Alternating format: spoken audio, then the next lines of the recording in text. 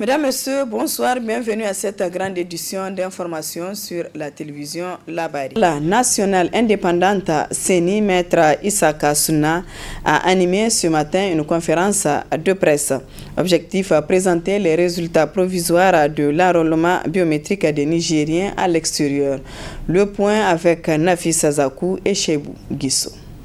La présente conférence de presse de Maître Issaka Sunna, président de la Commission électorale nationale indépendante CENI, vise à présenter les résultats provisoires des opérations de l'enrôlement biométrique de la diaspora.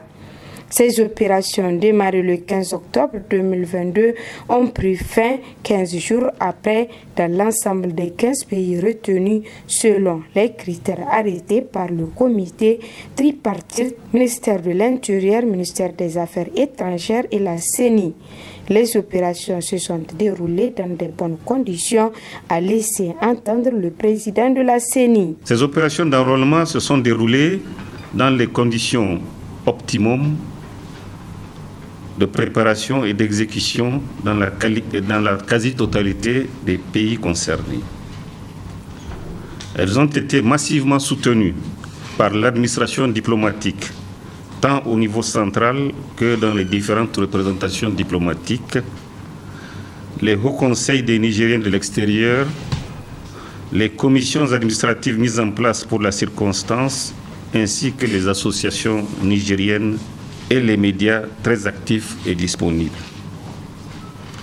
Les partis politiques en particulier ont été très présents, actifs et également disponibles. Ils ont brillé par leur capacité de mobilisation, de sensibilisation et de générosité. La mise en œuvre de l'opération envisagée a concerné 15 pays, 560 opérateurs d'enrôlement et transcripteurs, 215 CEV et 400 kits biométriques qui ont permis d'aboutir à ces résultats. Les résultats ainsi obtenus à l'issue des différentes opérations se présentent comme suit. Au total et pour l'ensemble de l'opération, 210 CEV sont concernés, 274 kits ont été déployés, 167 314 personnes, gens masculins, ont été enrôlées, 59 975 femmes ont été enrôlées pour un total de 227 289 personnes enrôlées pour le compte de la diaspora. Vous aurez noté une évolution significative entre le recensement ainsi réalisé et celui de 2015 avec des écarts différents d'un pays à l'autre. À noter que des questions ont été posées par les journalistes présents à l'occasion, notamment sur les difficultés rencontrées par la CENI, les efforts particuliers déployés par les ambassades dans le cadre de ces opérations ou encore sur la tentative d'enrôlement des personnes non nigériennes. Le centre culturel Oumarou Ganda a abrité ce matin la présentation du rapport général de la ville de Niamey. Une cérémonie présidée par le député maire président du conseil de ville Oumarou Moumouni Dogari qui a permis d'échanger sur plusieurs aspects de la gestion de la ville. Le résumé avec Adam Ousmana et Aboubakar Souley.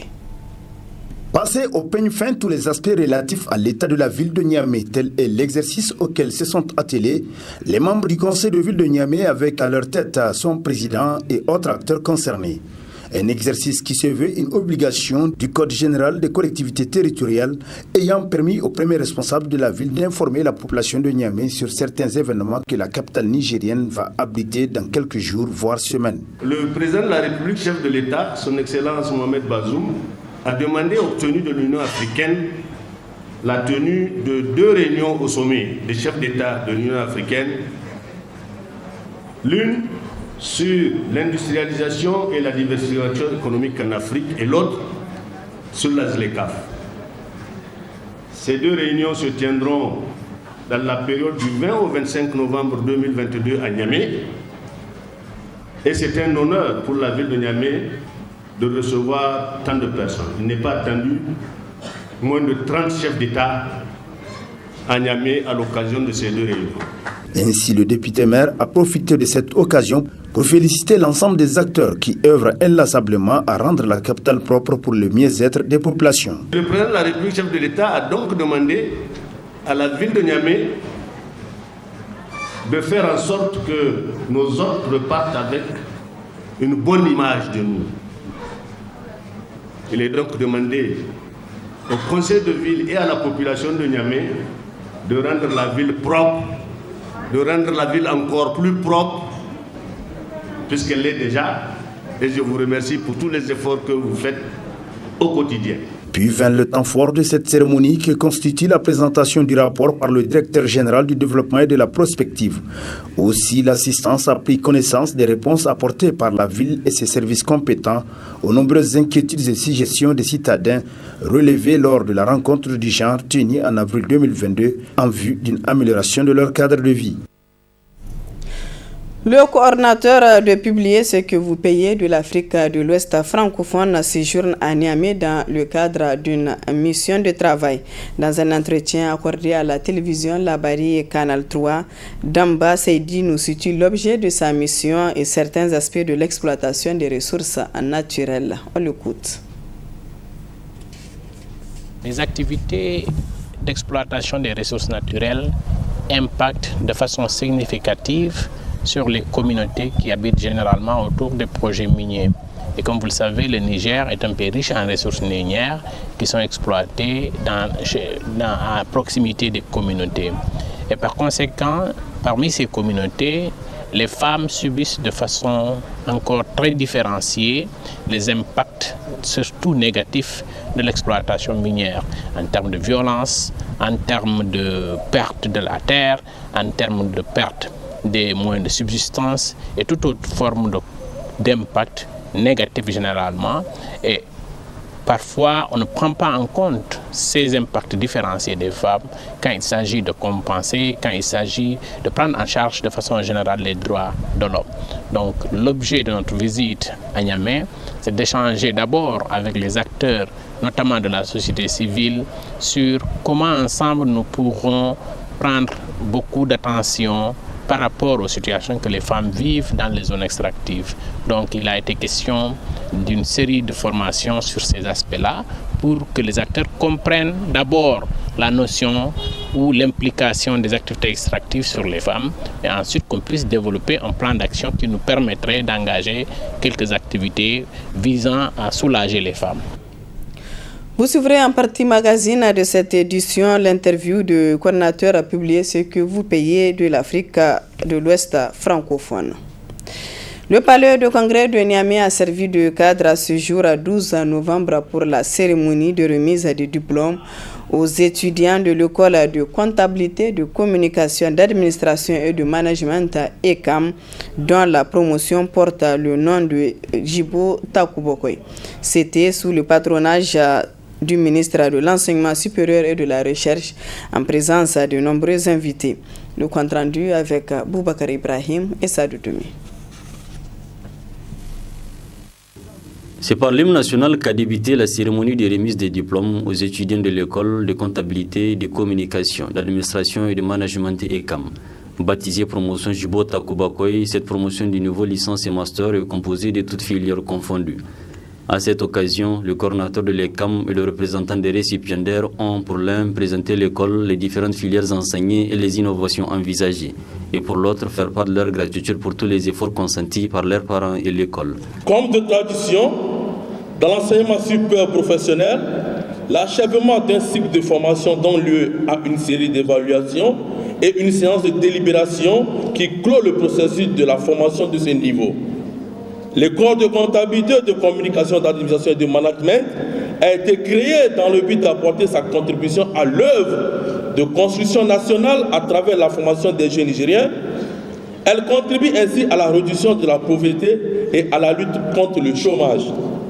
Les dirigeants de l'ECAM Niger n'ont ménagé aucun effort pour garantir la crédibilité de la formation en mettant à la disposition des apprenants, des enseignants compétents dans chaque filière et un contenu de programme assez solide pour assurer le meilleur apprentissage possible et même l'introduction des modules opérationnels pour améliorer le champ de compréhension des étudiants dans les filières et domaines d'études. Nous rendons grâce à Allah, le Tout-Puissant, de nous avoir montré ce jour si solennel. D'abord, nous remercions nos parents. Nous ne pouvons que glorifier de la bonne éducation que vous nous avez donnée. Nous vous remercions, chers parents, pour tous les sacrifices consentis et de la patience dont vous avez fait montre afin de nous permettre de vivre pleinement ces genres de grands instants de réussite. Merci, chers parents. À l'administration de l'ECAM. Le choix de l'ECAM est sans contexte l'une des décisions les plus importantes que nous avons prises dans le cadre de notre formation. Prenant la parole, l'adjoint au directeur des cabinets à la présidence de la République, dont le nom est attribué à la promotion, faisant part de sa fierté, n'a pas manqué de féliciter les récipiendaires, toutes les exhortant à redoubler d'efforts pour faire face au marché de l'emploi. C'est avec une émotion à peine contenue et un réel plaisir que je prends la parole aujourd'hui devant vous à l'occasion de cette cérémonie de remise officielle des diplômes à 2 promotions. Jeune diplômé, en tant que parrain de l'événement, j'ai un seul conseil que je détiens de mon papa que j'aimerais partager avec vous. Quand j'obtiens mon baccalauréat série E du lycée technique d'Akasawa de Maradi, c'était avec une grande joie que j'ai tendu le diplôme à mon papa, de son vivant justement. Il a pris le diplôme, il le regarda comme s'il savait lire, alors qu'il ne savait pas lire, mais il le regarda de manière attentive. Et à la fin, il m'a dit, tu sais mon fils, la meilleure façon de mériter ce diplôme, c'est de l'oublier. Alors donc, je vous demande, qu'au sortir de cette salle, de travailler comme si vous n'avez jamais obtenu de diplôme et de vous comporter comme si vous êtes les personnes les plus instruites au monde. C'est la seule façon de pouvoir réussir. C'est la seule façon de pouvoir réussir dans un marché de travail concurrentiel. Prononçant son discours d'ouverture, le ministre de l'Enseignement supérieur et de la Recherche qui préside cette cérémonie n'a pas aussi manqué de féliciter cette promotion. Je voudrais vous rappeler que vos parents se sont saignés. Certains ont vendu des biens qui devaient constituer l'héritage de tout le monde pour payer la formation. Certains se sont privés de tout pour payer votre formation. Faites en sorte que ceux-là, c'est-à-dire nous autres, vos parents, qui comptons sur vous pour nos vieux jours, que vos diplômes-là puissent assurer effectivement une qualité pour ces vieux jours. Il ne faut pas attraper le diplôme et aller s'asseoir à la maison pour dire il y a stage, mais il n'y a pas de stage. Il n'y a pas de travail. Mais qui on a donné chez lui pour lui donner travail? Rappelons qu'ils sont au total 259 récipiendaires, dont 243 du niveau licence et 16 du niveau master qui viennent ainsi d'être gratifiés des efforts de leurs études. Ainsi, après la cérémonie de remise des diplômes, c'est donc par une photo de famille qu'a pris fin la cérémonie. Célébration ce samedi dans les locaux de la Haute Autorité à l'énergie atomique (HANEA) de la Journée internationale de la radiologie. Cette célébration est organisée par l'Association nigérienne des professionnels d'imagerie médicale et radiothérapie Empire et la Société nigérienne d'imagerie médicale Cinema. Le compte rendu. Par la présente cérémonie, la Société nigérienne d'imagerie médicale et l'Association nigérienne des professionnels d'imagerie médicale et de la radiothérapie commémorent la Journée internationale de la radiologie médicale célébrée chaque 8 novembre. Soutenue et financée par la Haute Autorité à l'énergie atomique (HANEA), cette fête de la radiologie est célébrée dans les locaux de la dite autorité. Dans son discours, le directeur général de la HANEA a réaffirmé son soutien aux professionnels de l'imagerie médicale. Nous avons aussi, dans nos attributions, le rôle de promouvoir toutes les techniques dans tous les domaines. C'est pourquoi, une fois de plus, je vous remercie d'avoir sincèrement décidé d'organiser cette fête dans nos locaux et nous vous assurons de toute notre disponibilité pour vous accompagner à chaque fois que de besoin et dans la limite de nos possibilités. Par cette fête, la Société nigérienne de l'imagerie médicale et l'Association des professionnels de l'imagerie médicale et de la radiothérapie voulaient se rapprocher davantage. Nous fondons l'espoir que cette journée va être véritablement le point de départ d'une symbiose entre le monde des rayons. Nous avons un destin commun. Nous ne devrons pas faillir. Nous devrons jouer notre partition dans l'œuvre de la construction nationale. Le Niger est une vieille tradition par rapport aux rayons. Nous devons nous accommoder et être au diapason du monde de l'imagerie médicale. Pour l'Association nigérienne des professionnels de l'imagerie médicale et de la radiothérapie, cette journée est aussi mise à profit pour sensibiliser ses membres sur le code de déontologie de l'Association internationale des techniciens de l'imagerie médicale. Pour cette journée, Empire la met en profit pour sensibiliser ses adhérents au respect du code de déontologie de l'Association internationale des techniciens en radiologie et en radiothérapie. Ce code qui doit servir de guide par lequel les technologues en radiologie et en radiothérapie vont évaluer sa conduite professionnelle en ce qui concerne les patients, les collègues et les membres de l'équipe des soins médicaux. Ce code vise à aider les technologues en radiologie et en radiothérapie à maintenir un haut niveau de conduite éthique et comporte 10 points. Des témoignages de satisfaction ont été décernés aux pionniers de la radiologie au Niger et une conférence débat a été animée pour sensibiliser la population sur l'importance de la radiologie et les méfaits des rayons X. Nous en venons à présent à la partie magazine portant sur l'entretien accordé par Damba Seidi au groupe de presse Labari et Canal 3. Très bonne réception.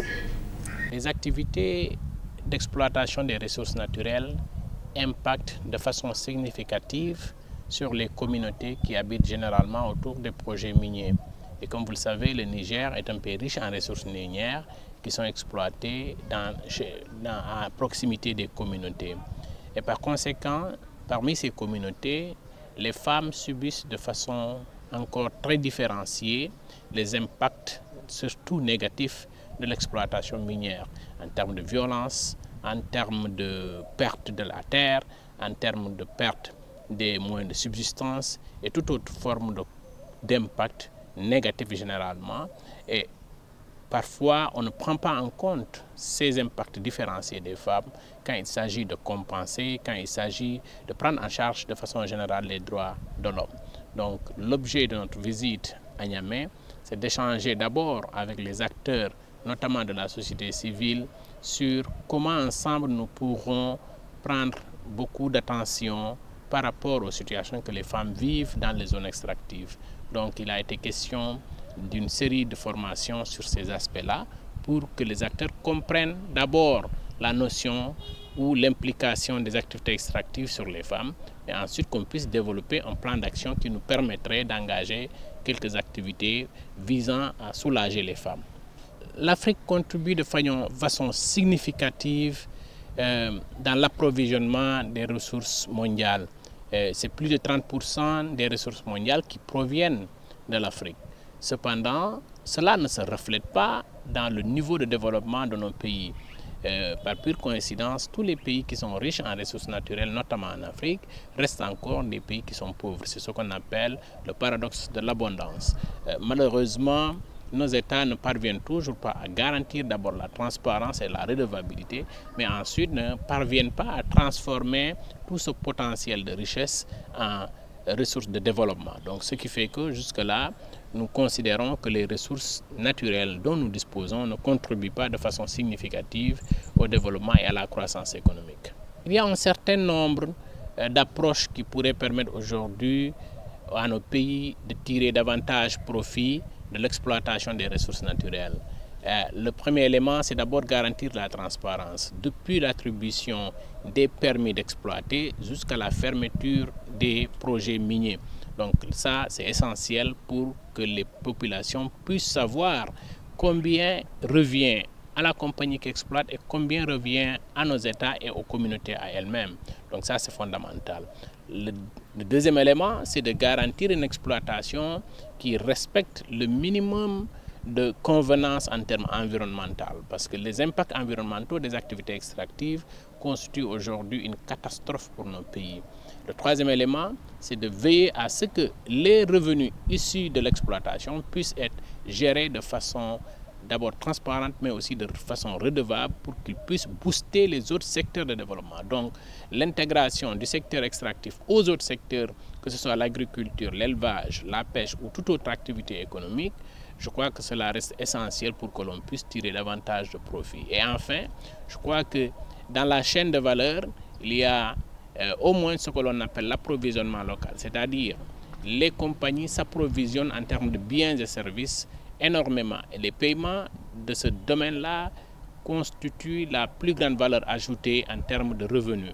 Donc je crois que c'est à ce niveau-là que nos États doivent investir pour davantage renforcer le privé national à ce que ce dernier puisse tirer beaucoup plus de profit des marchés qu'offrent les activités extractives. Donc, voici en résumé quelques approches que nous pourrions identifier pour pouvoir au moins booster notre développement à travers l'exploitation des ressources naturelles.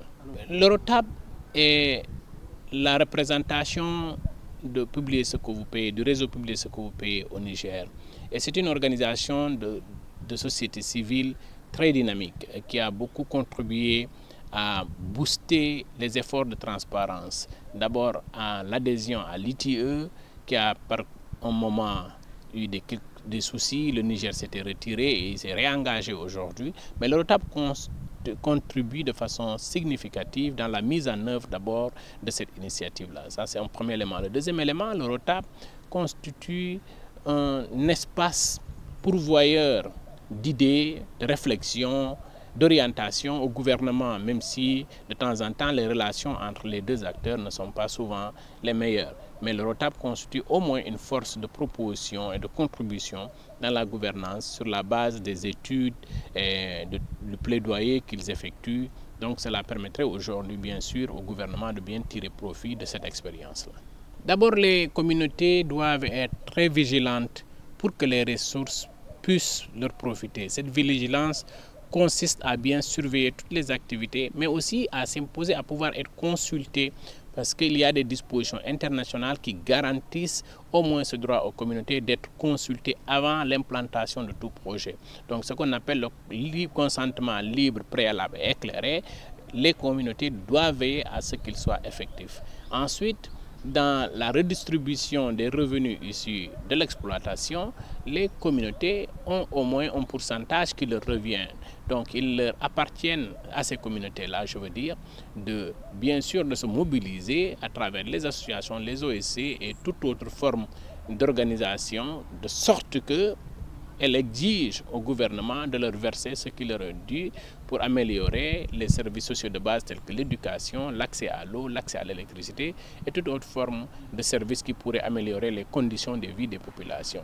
Et troisièmement, les populations ou les communautés qui sont directement affectées par les impacts négatifs en termes d'environnement, en termes de perte de terre et d'écosystèmes. Je crois qu'à ce niveau-là aussi, les communautés sont obligées aujourd'hui, pour leurs besoins de survie, de pouvoir défendre leurs droits environnementaux, sociaux et culturels aussi. Le Sénégal a connu des découvertes récentes assez importantes en termes d'hydrocarbures, notamment du gaz et du pétrole, qui normalement devront être exploités dans la deuxième partie de l'année 2023 selon les prévisions des compagnies et de l'État. Nous espérons que ces ressources puissent contribuer au développement du pays parce que l'État a déjà estimé la croissance à 2 chiffres et qui va reposer en partie de l'exploitation de ces ressources-là. Cependant, nous savons par expérience que les premières années d'exploitation des ressources, notamment que ce soit pétrolière, gazière ou minière, reviennent à la compagnie en termes de remboursement d'abord de son investissement.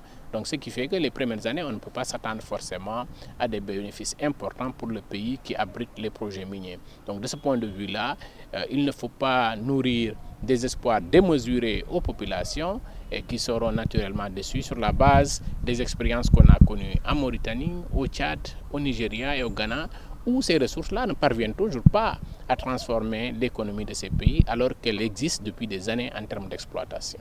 L'histoire récente en termes politiques au Sénégal a démontré que les populations se sont radicalement opposées à cette question de troisième mandat parce que la Constitution depuis 2001 dispose que le président de la République a droit à 2 mandats uniquement.